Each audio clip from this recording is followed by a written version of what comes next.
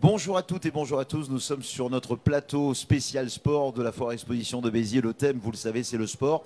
Et nous avons le plaisir aujourd'hui de recevoir la SBH victorieuse à Massy vendredi soir. On va en parler dans quelques instants avec le coach des avants, David Gérard, qui nous fait le plaisir d'être avec nous. Bonjour David. Et puis Mathias Marie, le deuxième ligne, convalescent encore, mais on l'espère, il sera prêt contre Biarritz. On le saura la semaine prochaine. Et pour parler également un petit peu de sponsoring, parce qu'il en faut pour faire du sport, c'est Claude Patin, actionnaire dans cette équipe de la SBH. On va commencer par toi, Claude. Alors on se tutoie parce que la SBH est une grande famille. Claude, bonjour, merci d'être là en tous les cas. Voilà, la saison de la SBH, elle se présente plutôt bien. On est actuellement 5e de cette Pro D2 avec une petite marge sur le 7e. Il y a une prochaine journée intéressante puisqu'on reçoit Biarritz et surtout le 4e. Alors pourquoi 4e? Parce que le 4e, en match de barrage, à la fin de la phase régulière, va recevoir ce qu'on appelle le quart de finale. Et ce 4e est Brive qui se déplace à Nevers, qui est un gros morceau. Claude, tout d'abord, un petit peu ton point de vue sur cette saison de l'AS Béziers Hérault. Eh ben, oui, ça marche. Ça marche bien. Attends, on va monter. Bon, c'est bon là. Allô. Oui, c'est bon. Oui, c'est bon, on entend. Bon. Allez, vas-y, Claude. Eh ben, d'abord, je pense qu'on a surtout notre destin entre les mains. Ce qui est, même l'année dernière, ça n'a pas été le cas jusqu'aux 2 derniers matchs. Mais cette année, on a quand même notre destin entre les mains. Massy, c'était impératif de gagner. Donc, on a gagné. Maintenant, effectivement, c'est un championnat très serré, très serré. Tout le monde, les gens au-dessus vont se rencontrer, comme tu le dis. Nous aussi, on va à Nevers, mais je crois franchement qu'on va aller faire un coup à Nevers. C'est comme ça. On va en parler avec le coach dans quelques instants. Et après, je vais dire, c'est vrai, comme tu l'as dit, quoi, la 4e place, parce que l'année dernière, on a goûté au quart. On a réussi à emmener quasiment 3000 personnes à Mont-de-Marsan. Moi, je suis certain que si on fait le quart à la Méditerranée, c'est 20 000. Enfin, le stade fait que 17 000, Claude. On peut. Bon. Écoute, on va être obligé d'agrandir le stade. Écoute, malheureusement, tu sais qu'on a été, tu sais que malheureusement on a été à Sauclière cette semaine. Oui. Et voilà. Et Richard Astre me disait qu'il rajoutait 3000 chaises. Alors tout va bien. Donc moi, tu sais, j'enregistre. Tiens, ouais, très bien. Claude, avant de passer vraiment sur le sportif, ton rôle, tu es actionnaire, bien sûr, dans cette ASASP ASBH. Et ton rôle, c'est d'aller chercher des partenaires extérieurs, de gros partenaires comme AGA cette année, parce qu'on sait que l'objectif 2021 de l'AS Béziers Hérault, c'est bien sûr accéder au top 14. Et pour accéder au top 14, il faut des moyens. On le voit avec Perpignan cette année qui a énormément de mal. Et ton rôle, c'est ça. Et c'est le plus difficile aussi. Ah, on m'a pas donné, allez, je vais dire on m'a pas donné, mais j'ai pas pris non plus le rôle le plus facile. Maintenant, beaucoup de gens me connaissent, je suis d'abord un vendeur dans l'âme. Donc, je joue aujourd'hui sur l'histoire de la SBH, qui a encore une grande histoire. Les Français, on est quand même assez nostalgiques. Au football, on en est à Reims et à Saint-Étienne. Au basket, on en est à Lasvel. Donc, au rugby, on en est à Béziers. Donc ça, c'est une chose. C'est comme ça qu'on a réussi à attirer effectivement AGAS. AGAS qui à Massy sont venus avec 200 supporters. 200 supporters qui ont mis une ambiance de folie dans un match où malheureusement il y avait 1400 spectateurs. Alors effectivement, je fais partie des gens qui disent il faut sortir de Béziers, il faut sortir du Biterrois. On a 3 clubs de très haut niveau. Et malheureusement, nous n'avons pas les entreprises qui ont les moyens de suivre 3 clubs de haut niveau.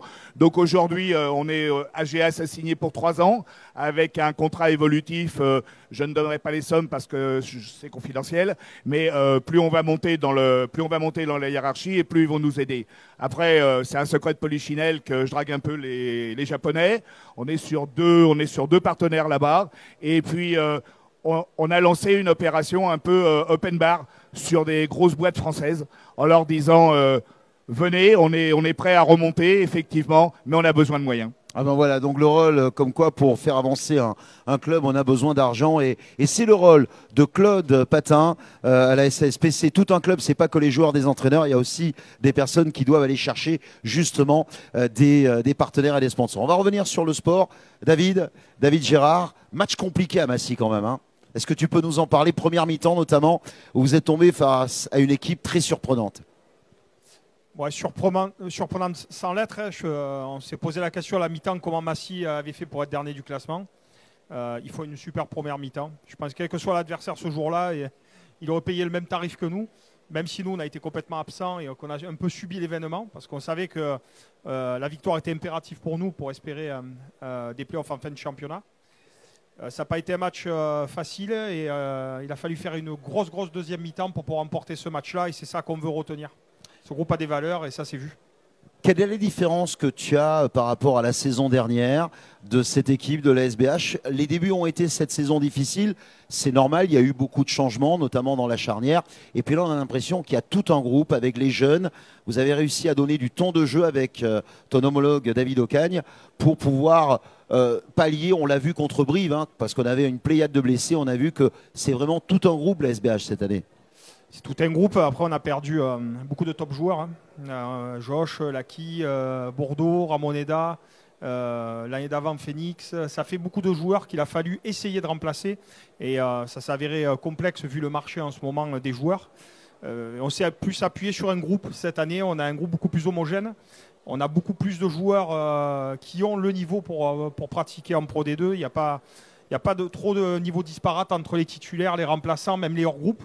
C'est la chance qu'on a. On a vraiment y a une force de caractère et on a 33, 34 mecs qui ont la capacité de jouer à tout moment et de donner le maximum à chaque fois. Et ça, c'est super intéressant pour nous.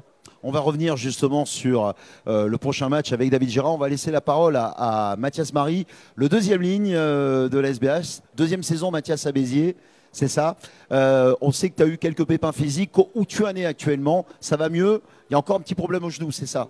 Oui, ben j'ai pris un coup au genou, j'ai fait une allergie derrière aux crèmes que j'ai mises dessus. Voilà, donc on verra demain matin. Là, ça commence à aller un peu mieux depuis ce matin. Je glace toute la journée, mais on verra demain matin pour faire le point et voir si je peux me reprendre d'entraînement dans la semaine. Est-ce qu'on peut espérer t'avoir contre Biarritz ce dimanche prochain? Ça, très sincèrement, ça dépendra de demain matin comment je suis. Je pense qu'il faut que je m'entraîne de toute façon pour pouvoir postuler. Et, après, on ne prendra pas de risque non plus pour un match, sachant qu'il y a la fin de saison qui arrive et qui va être importante. Toi qui as vécu déjà une première saison, la même question que j'ai posée à ton coach, comment tu la vois cette saison de Béziers, l'évolution qu'il y a eu par rapport à la saison dernière? C'est plus constant à domicile déjà, vu que l'an dernier on a quand même 2 défaites à domicile consécutives qui nous ont mis dans le rouge. Là cette année, voilà, on voit qu'on tient la baraque à domicile, on est capable de faire tomber toutes les grosses équipes, même quand on a des blessés, et ça c'est vraiment bien. On est en train d'aller chercher des points à l'extérieur depuis qu'on est allé gagner à Biarritz et après Montauban. Là, c'est une 3e victoire à l'extérieur. Je pense que voilà, on n'est pas spécialement inquiet pour les matchs à la maison, même s'il faut vraiment rester sérieux. Et on a la possibilité sur le prochain bloc d'aller chercher encore quelques victoires à l'extérieur pour essayer d'assurer la qualification. On le souhaite, Mathias. On va redonner la parole à ton coach David. David, justement, Mathias parlait de l'invincibilité qu'il y a à domicile.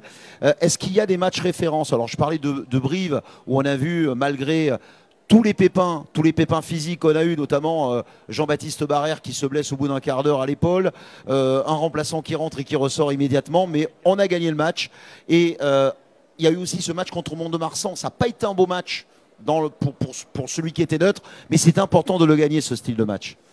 Alors, je pense que le match référence restera quand même Brive. Vu la qualité de l'opposition et vu le scénario du match, on perd notre capitaine au bout de 15 minutes. Un jeune Vicard rentre derrière, qui se blesse 5 minutes après. On se retrouve sans 3e ligne sur le terrain. Et c'est les 2e lignes qui ont fait le boulot. Et c'est ça qui fait la force de notre groupe. On est dans le dur. On l'a été toute l'année, que ce soit à domicile ou à l'extérieur. Rien n'a été facile.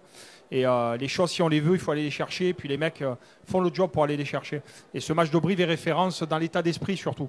On ne va pas se dire qu'on a très très bien joué ce jour-là. Par contre, dans la combativité et voilà, l'état d'esprit, on a été très dominant. Alors David, je faisais référence également au match de Mont-de-Marsan, parce que quand on a rencontré Mont-de-Marsan, nous étions 6e, Mont-de-Marsan était 5e. C'était un match, on va dire, qui comptait double. Quand on parle de ce style de match, face à une équipe très difficile à jouer, un scénario pas facile. À la mi-temps, on était mal. Et puis, on sait gagner ce style de match, même s'il n'y a pas la manière, on sait aller à l'essentiel. Ce qui me dérange un peu, que ça fait quand même pas mal de matchs où le scénario à la mi-temps est un peu catastrophe. Hein. Rappelons-nous Colomiers, où on était Comment tu l'expliques ça, justement? Rappelons-nous Oyonnax, où on avait, je crois que c'est 13 ou 14 points de retard à la mi-temps. Voilà. Et puis on a cette faculté mentale à un moment donné d'aller rechercher les matchs. Preuve qu'à un moment donné on est dangereux, et on est dangereux pour tout le monde, mais on est dangereux aussi pour nous-mêmes, parce qu'on est tellement dans l'extrême au niveau de la combativité des fois qu'on en perd un peu le fil du match.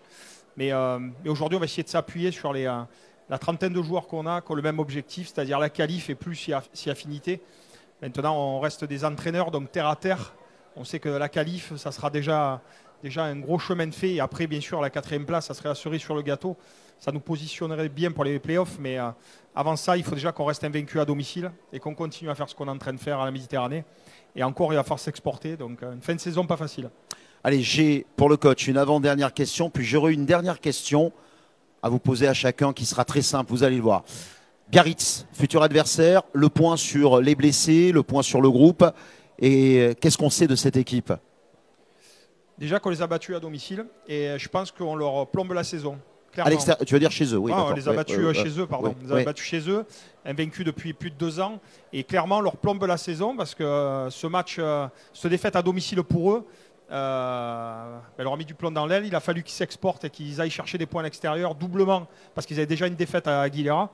Ils ont du mal à aller prendre ces points-là.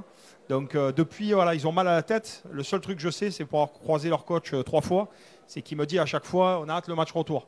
C'est ça qui fait peur. Bah, oui, ça fait peur parce qu'ils. Mais ça motive. Déjà, là, ils reçoivent Vannes aujourd'hui et j'ai bien peur qu'ils sortent victorieux de ce match-là. Donc ça veut dire qu'ils reviennent dans la course des qualifiables et ils savent très bien que la soudure, ils peuvent la faire en venant remporter le match à la Méditerranée dimanche prochain. Donc voilà, on ne va pas se projeter plus loin. Ce match-là, il est crucial pour nous et pour l'avenir de notre équipe en play-off. Ça peut faire peur, mais ça motive aussi, David. Ouais, mais dès qu'on a peur, on est toujours plus performant. Donc je préfère avoir peur toute la semaine et avoir des insomnies, et que le dimanche on soit performant, plutôt qu'on ait les mains au du guidon et qu'il nous arrive des mauvaises surprises. Allez, je vais poser une question qui sera la même à chacun, mais on va commencer. On aurait pu continuer avec David Gérard, mais on va ou l'un ou l'autre. Allez, juste un mot parce que on est obligé d'en parler. Peut-être plus jeune, Raoul Barrière, qu'est-ce que ça représente pour toi, Mathias? Voilà, ouais, c'est pas moi qu'il faut parler de culture du rugby, mais voilà, je sais que c'est un personnage depuis que je suis arrivé à Béziers. On nous parle à chaque fois de cette époque-là, de cette équipe du Grand Béziers, de tous ces titres de champion de France, de cette invincibilité à Sauclières. Donc voilà, je pense que c'était un peu le Guinoves de l'époque. Moi, Guinoves, il a marqué toute mon enfance, et je pense que Raoul Barrière, il a au moins laissé un souvenir comme celui de Guinoves fait aujourd'hui. Voilà, donc je ne l'ai jamais vu à la télé, j'ai pas une grande culture de rugby, mais je pense que c'était un grand personnage. Raoul Barrière, pour toi, David Gérard, on a vu ces images avec les entraînements avec les pneus à Sauclières. Je ne sais pas si tu les as vus, mais c'était quelqu'un. Hein. Ouais, c'était quelqu'un. Je me suis imaginé les joueurs de maintenant le faire. Je pense qu'ils nous mettent des coups de baramine si on leur présente ça comme entraînement. Mais c'est vrai que le rugby a évolué. Il a été précurseur de beaucoup de choses, et ça a été un des premiers à vraiment essayer d'aller chercher ses idées, sa philosophie du rugby à l'extérieur de la France déjà, dans les pays étrangers. C'est vrai que ça ne se faisait pas du tout avant. Et voilà, il a été précurseur pour tous les nouveaux entraîneurs et les nouveaux managers comme l'ont été Guy. Voilà, il restera ancré dans l'histoire de ce club, et nous on va essayer de lui faire honneur. Et c'était à l'époque avec les caméras Super 8, il faisait déjà des analyses vidéo, hein. C'était quand même incroyable. Ouais. C'est un des seuls, c'est Richard Astre qui nous avait confié ça. La même question à Claude Patin. Claude, forcément, Raoul Barrière, va y avoir un hommage merveilleux, et je le disais puisque vous le savez, j'ai eu le plaisir d'être le speaker aussi du football lors du match Béziers-Le Havre. On a fait un hommage à Raoul Barrière, même si c'était pas le même sport, mais je crois que Raoul Barrière, c'est pas que le rugby, c'est aussi tout le sport biterrois qui est en deuil. Oui, alors bien sûr, moi, le Parisien que j'étais à l'époque, qui suivait les matchs de rugby de Béziers, on entendait parler de Raoul Barrière. Moi, ça fait 20 ans maintenant que je suis ici. J'ai côtoyé Raoul au stade de la Méditerranée quasiment à tous les matchs avec son épouse. C'était effectivement un personnage. Pierre-Olivier, notre coprésident, n'arrête pas de le dire, c'est-à-dire qu'il disait souvent à la mi-temps, voilà ce qui va se passer, et 90% des fois, il avait raison, que ça nous plaise ou que ça nous plaise pas. Après, à titre personnel, ma toute petite pierre que j'ai eue, c'est quand il était à la maison de retraite, la Méridienne, et la directrice m'a téléphoné en me disant « Claude, on fait les 25 ans de la maison de retraite, est-ce que tu peux amener plein de choses qui représentent la SBH? Je lui ai dit bien entendu avec plaisir. Ensuite, j'en ai parlé au coach. Les 2 coachs sont venus. Plein de joueurs sont venus, plein de gens du centre de formation. Et ça, je vais dire, ça reste là parce que je l'ai connu qu'après. Mais je pense que c'était un type extraordinaire. Moi, j'étais tout petit, mais je suivais, comme tous les fans, comme tous les Biterrois, l'épopée Richard Astre, Cantoni, Henri Cabrol, Armand Vacrin, Estève. On était tous fans, hein, on était tous fans. Et forcément, on connaissait Raoul Barrière. Voilà. Je voulais terminer cette page à SBH ici sur la foire exposition de Béziers par ce grand monsieur qui est un monsieur exceptionnel. Il y a une affiche merveilleuse qui est faite où il y a Raoul Barrière qui lève la main avec un fond bleu et on a l'impression qu'il monte au ciel et qui dit salut, je veillerai toujours sur la SBH et sur le sport biterrois. Je trouve cette affiche absolument magnifique et il y aura un bel hommage qui lui sera rendu dimanche 24 mars 14h15, un petit mot rajouté à SBH Biarritz. Oui, pour l'affiche, faut quand même féliciter Julie, notre responsable de la communication, qui doit être par ici et qui a toujours, alors même si elle est d'Aurillac, on l'accepte un peu ici, mais c'est vrai qu'elle a fait une affiche extraordinaire. Oui, elle va bien, Julie, c'est bien. Elle progresse d'année en année. Elle devient très très bien. Voilà. Et puis voilà, c'est des gens comme ça parce qu'on parlait des clubs tout à l'heure, mais on parlait de Claude Patin, mais Julie aussi à la communication pour communiquer, pour les conférences de presse. Dans tous les clubs, ça se passe comme ça. Ce sont des travailleurs de l'ombre, mais sans qui le club ne peut pas vivre. Merci. Sans oublier Jean-Max quand même, hein, qui est présent 24 heures sur 24. Hein, oh, pas 24 heures sur 24. Parce que quand même, Jean-Max, c'est aussi une figure de la SBH. Je suis que la voix, c'est tout. Merci, ça me fait plaisir. Merci. Messieurs, vous savez comment on termine avec la SBH? À qui? Absolument, merci.